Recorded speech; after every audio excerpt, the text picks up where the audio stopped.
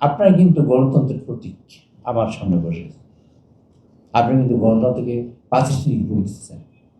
এই এই গভর্নমেন্টটা হোক, এই পার্লামেন্টটা হোক, best parliament in the history of Bangladesh, এটা চাই দায়িত্বটা আপনার।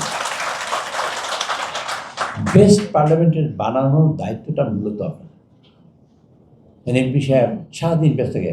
একজন এমপি একটা এলাকায় 5 জন এমপি লাগে, কিন্তু কীভাবে এমপি লাগে? আমাদের যে কাজ, আমি এখন আসছি, আমি দেখি স্পিকার সাহেব নিজে আসছেন তার লোকের সামাল দেওয়ার জন্য। আমি তো লোক সামাল দিয়ে এখানে আসছি, এখানে গাড়িতে বসে আমি কিন্তু নামতে পারি না, আমার কোমরের প্রবলেম। 5 জন এমপি লাগে, একজন এমপি লাগে শুধু তদবির করতে। এত তদবির আসে সীমাহীন, একজন এমপি ঘুম থাকে না।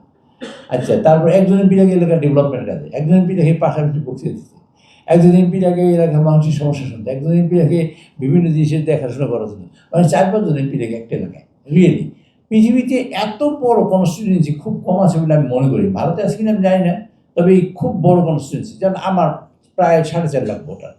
4.5 লাখ ভোটার হলে 8 লাখ লোক তো আছে মিনিমাম। 8 লাখ লোকের আমি কীভাবে নির্বাচন? মালয়েশিয়া যাবেন, সিঙ্গাপুরে যাবেন, অথবা আশেপাশে দেশে থাইল্যান্ডে যাবেন, একটা লোকের কনস্টিটিউয়েন্সি মানে ভোটার হলেও সর্বোচ্চ 25,000। কোথায় 25,000, কোথায় 4.5 লাখ। তার মধ্যে নদী থেকে, রাস্তাঘাট থেকে ইত্যাদি দিতে থাকে।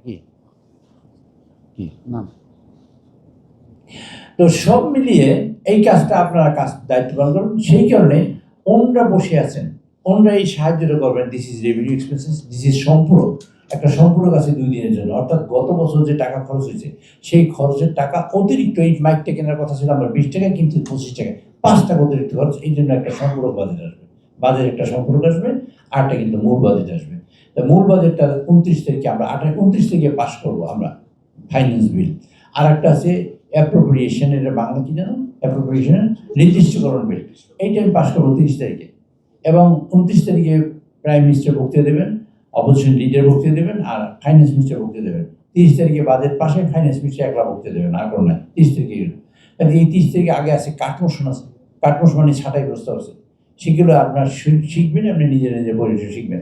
আর এইটা বাজেট যেখানে আলোচনা শুরু হবে, বাজেটের সেকেন্ড বিষয় কি? যারা অপোজিশন আছেন এখানে যদি কেউ থাকেন, অপোজিশন কেউ আছেন নাকি? আছেন অপোজিশনের সাথে? আচ্ছা, হাত জায়গাতে হবে না।